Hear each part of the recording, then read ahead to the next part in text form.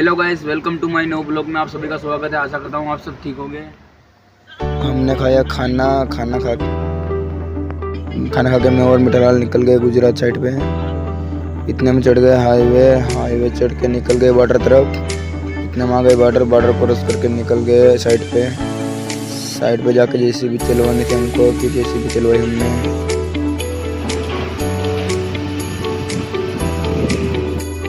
Hello guys, हम निकल गए रूम की तरफ, हाईवे पे चढ़ गए अब।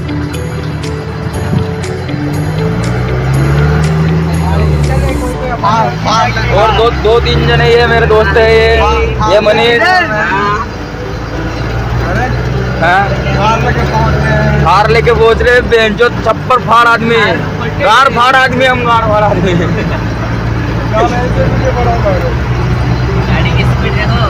जो गाड़ी की स्पीड देख लो, 80 से ऊपर नहीं भागती है, 80 से ऊपर नहीं भागती है गाड़ी।